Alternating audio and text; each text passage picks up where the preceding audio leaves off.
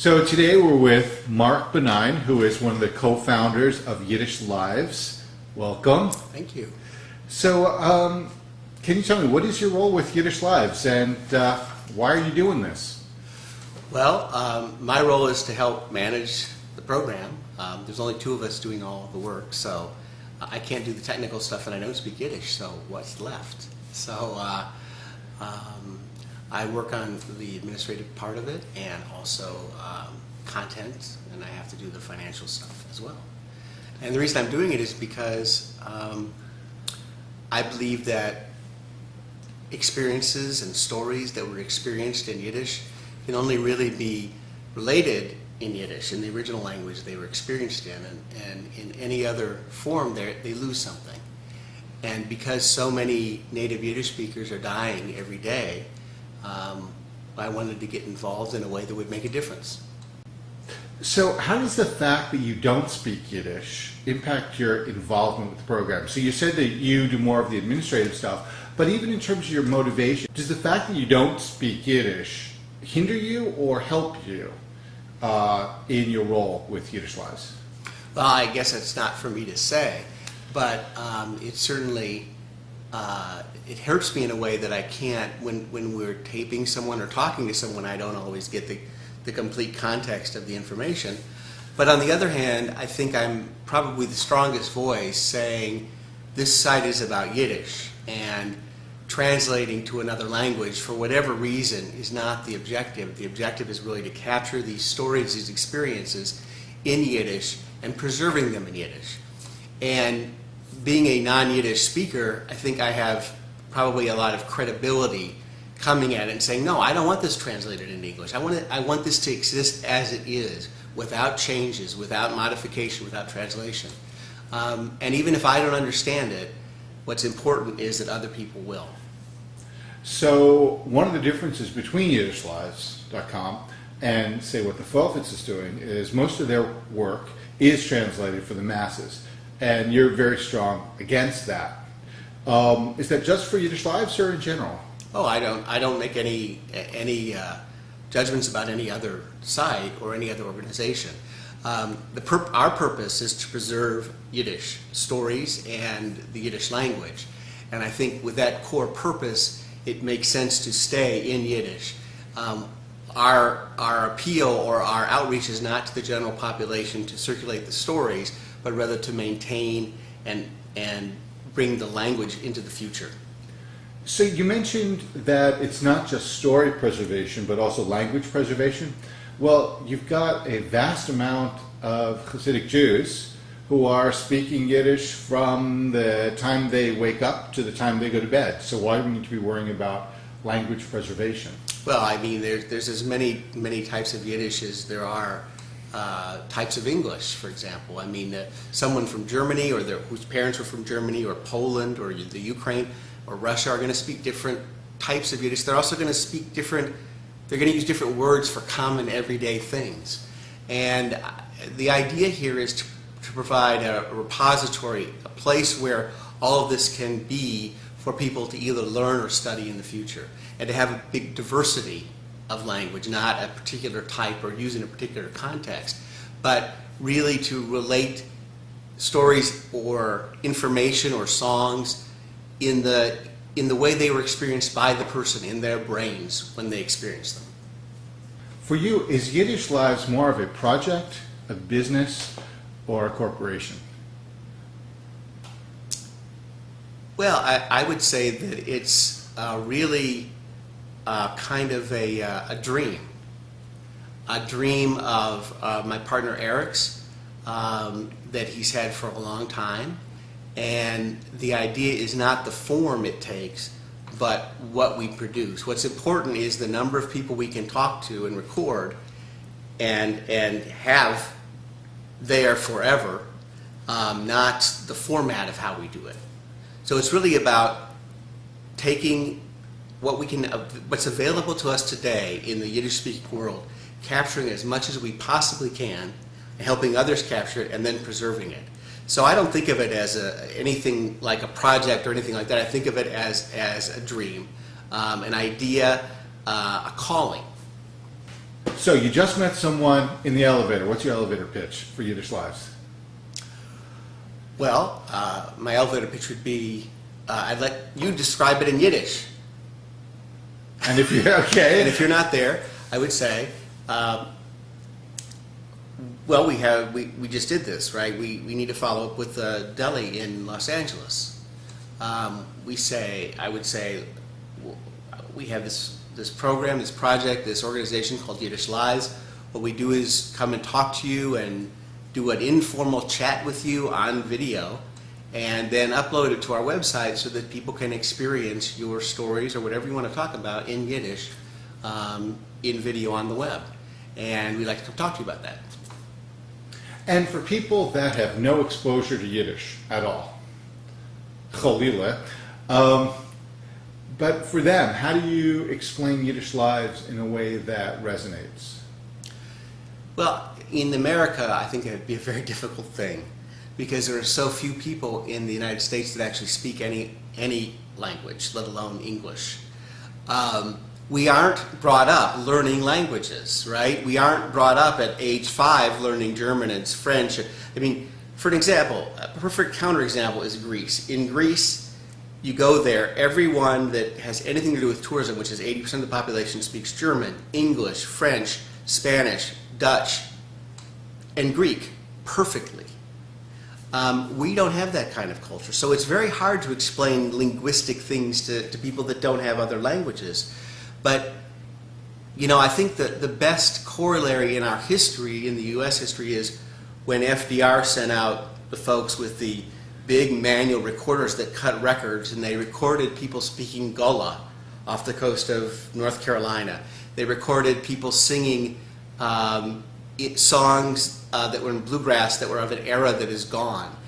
They recorded other languages along the coast that have disappeared because they realized that that was going away. It was basically people were moving out of those areas, they were assimilating with the rest of the culture, and those things would be lost. And the point was to capture it while it was still around, and I think that's what we're trying to do here. In a way, I think it's not unlike talking to someone that's a World War II veteran or a veteran of some other historical event who was there at the time, a first-person account. The whole point is, you know, it's not a story my cousin told me, or it's not my mom told me the story about this guy who blah, blah, blah. It's this thing I experienced, you know. I went to a camp, or I fought with the Polish resistance, or I was with the French resistance, or I was a Russian partisan, and a female Russian partisan had shot Germans. I mean, those are things that you can't read about. And to hear the person explain what they experienced 50 years ago, or even 10 years ago, is so much more alive and so much more important than anything you might be able to read. So that, to me, is really what's important. So we've done a lot of these videos now. What were some of the most emotional times for you? So for me, I'd say the first video we ever recorded for Yiddish Lives, Louisa Smith, she came prepared and had practiced some songs she sang in school when she was young in New York. And as she sang the songs, all of these memories flooded back to her. She got tears in her eyes. We got tears in our eyes. She talked about when she sang them, who she sang them with, why she was in school.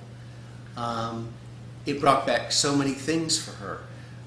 Talking to Rita in Maryland and hearing about her story of going to the camps with her mother and her mother dying in the camps, and how her life changed as she moved to the U.S.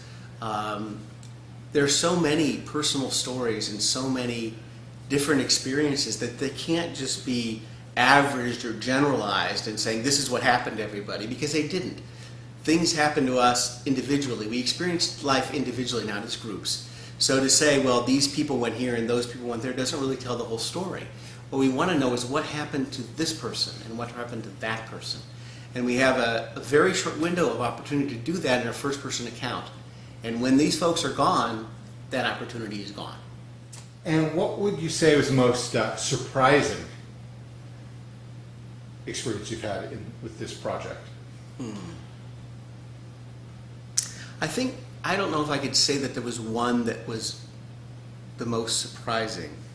Well, I think when we spoke to Herman Taub in Maryland, I was really amazed at how much he could open up and relate to us and speak to us. He said as if we were family, for hours on end, in minute detail, in both Yiddish and English, about his experiences during the war with the Polish resistance, going to Siberia. I think the most surprising thing I heard was from others about Siberia, the displaced persons camps. Well, Russia wanted to get these folks out of Poland, so they weren't a problem for them. But a lot of these folks experienced that as children. And so they had forests and friends and running around and a good time. And they didn't experience it the same way the adults did. The deprivation, the hunger, the lack of contact with the rest of the world. For them, it was like a little childhood a vacation almost, in a way, and they enjoyed it. And to hear that from that perspective, I think is something you would never hear anywhere else. That would never be in a textbook. It would never probably be even in a biography. But when you hear that and you ask, well, what do you mean Siberia wasn't that bad, or you liked that period of time? And someone explains it to you in that way, you can think back to when you were 10 or when you were 9 or 7, and what it was like when you had summer friends, and how that was a different world than when you had the school obligations and all the other things. And so I think that there are surprising things in everybody's narrative, because there are things that in our culture we have no experience of the things that these folks went through. The idea of being in a camp, or of not having food, or of not having freedom, or seeing people rounded up around us, is something none of us have ever seen. And for us to be able to relate to that and respect that and honor that, I think is critical, because most of us never realize how fortunate we are. And these folks do know how fortunate, because they went from that to this. And we need to, I think these stories help us appreciate what we have, and help us realize a little bit about how far we've come, and why we were there in Europe, what we were doing, why it was important to stop what was happening, and how hard it was to get us to do it. And all of the lives that were lost, that it was worth preserving a free world for people to live in. Yiddish Lives or Yiddish Lives? Okay. I wouldn't correct anyone.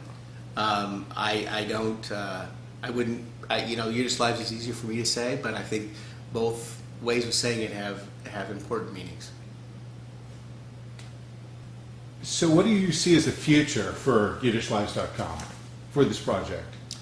Well, I think that the future is hopefully one of an increased ability to videotape and record more people. Having others besides us going and talking to people and sending us video, so that we can, with 2 people, you can only reach there's a finite number of people you can talk to in a month or a year. And that time clock is ticking. These people are not going to be around forever, just like the rest of us. And so I hope that there's a way we can find to really dramatically increase the rate at which we can record and capture stories, so that we can get more and more people.